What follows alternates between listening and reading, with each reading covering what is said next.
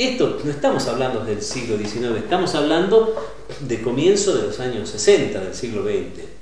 Esto está diciendo de una manera muy clara que nuestro medio, recién en los últimos, yo diría, 20 y tantos años, esto se fue modificando. Es cierto que ya a fines de la década de los 60, principios de los 70, cuando sobre todo la presencia de la universidad hace que surjan librerías, que haya un cierto movimiento, digamos, de libros, de todas maneras Salta, respecto, vamos a un vecino como Tucumán, había una enorme distancia en la tradición intelectual. Es cierto que en Salta había personas cultas, pero el hecho de no tener universidad y otras características, digamos, que tenía la sociedad salteña le daban a la cultura local un aspecto mucho más austero. Incluso los fenómenos eran raros. Aquí había importantes bibliotecas, también yo lo he recordado en ese libro que mencioné recién, la biblioteca del doctor Atilio Cornejo, una biblioteca importante, la biblioteca de Carlos Soler, que tengo el orgullo de conservar gran parte de ella y de cuidarla, digamos, y de honrarla, digamos, a una persona que hizo tanto por la cultura. Carlos Soler fue quien rescató prácticamente de la demolición segura nuestro cabildo histórico de Salta. La biblioteca que está en el convento de San Francisco, que perteneció a un cerrillano, Francisco Centeno, un escritor, un hombre que fundó la biblioteca de la Cancillería Argentina. La biblioteca de Monseñor Vergara, que está en la Casa de Uriburu actualmente.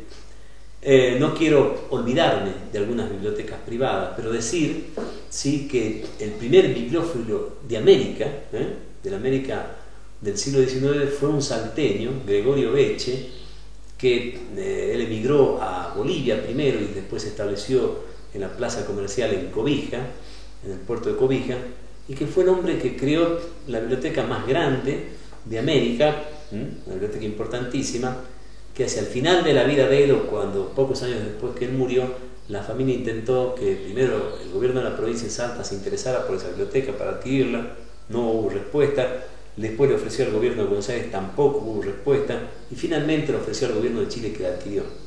Y pocos saben que la biblioteca de Gregorio Beche, este salteño, fue la piedra basal sobre la que se asienta la Biblioteca Nacional de Chile, que es una biblioteca importante. De manera de que hay esta tradición, pero yo diría que eran islas en un mar de grandes carencias.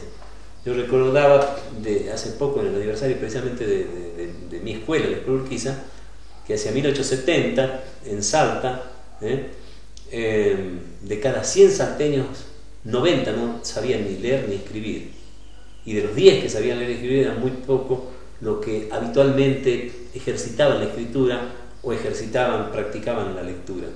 De manera tal de que no estamos tampoco hablando de grandes distancias en el tiempo, poco más de 130 años, y los cambios, digamos, son lentos.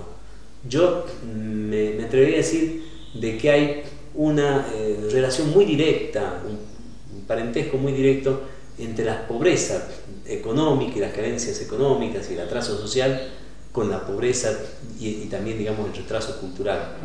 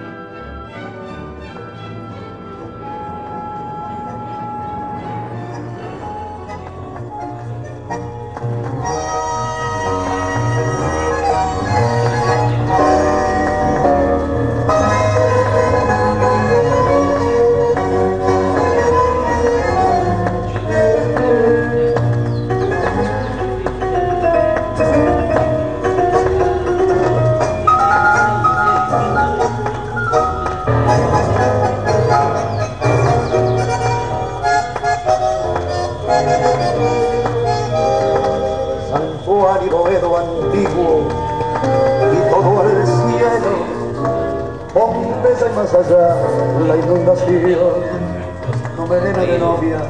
Rato, pero este año he cumplido 40 años en el trabajo periodístico, trabajo en el que sigo.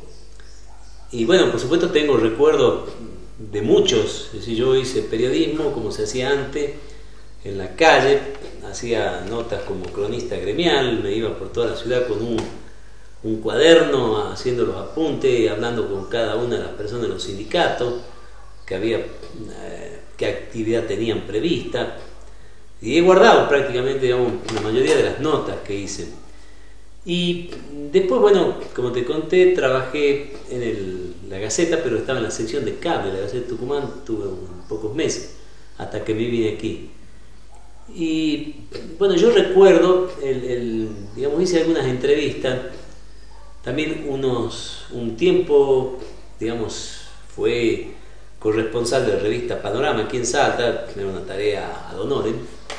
Y después, bueno, trabajé también en otros medios. Una entrevista que yo recuerdo por el personaje y por la forma que se dio fue la que le hice en el año 1971 a Jorge Luis Borges, si no me equivoco, 71. Él vino a Salta, yo llevaba un grabador geloso enorme, con pila, pero era muy grande, y él estaba solo en el patio. En ese patio era mes de noviembre, creo, había buen tiempo, en el patio del Hotel Salta. Estaba solo, tomando un té. Entonces yo me acerqué, por supuesto veía sombras, y ni me preguntó de qué medio era. Le dije, mire, yo quiero hablar con usted un momento, le voy a hacer una entrevista y demás. No sé si llamé al fotógrafo, fui con fotógrafo, no fue una entrevista concertada. A mí me impresionó por varios motivos. Primero, no tenía yo digamos, en ese momento, si bien Borges ya era un escritor muy consagrado, pero como yo nunca he sido buen lector de literatura, y es un pecado muy grave, que espero enmendarlo, yo por supuesto tenía de Borges una imagen, y también una imagen negativa políticamente, porque se lo jugaba a Borges por sus opiniones políticas, que muchas veces eran provocaciones en un medio que yo me imagino, porque él iba contracorriente y opinaba, digamos, con un deliberado propósito de provocar polémica. Yo sentía, digamos, que las entrevistas era como un deseo de exprimir, de escudriñar, de meterme en los detalles, digamos, de la persona. Lo que él tuvo que decir, lo que tuvo que decir Borges y demás, está en su obra. Uno tiene esa cosa media lineal, media literal, media digamos, de archivero, de historiador, de creer de que los datos biográficos, las cronologías ayudan, por supuesto, digamos que son el esqueleto de la persona, pero el alma, digamos, la carne y la sangre, digamos, de la persona está en la obra, digamos, si es un escritor, está en la obra del escritor. Entonces, pero siempre está esa curiosidad por la vida, cómo escribe, a qué hora escribe, cómo lo hace, cómo esas cosas.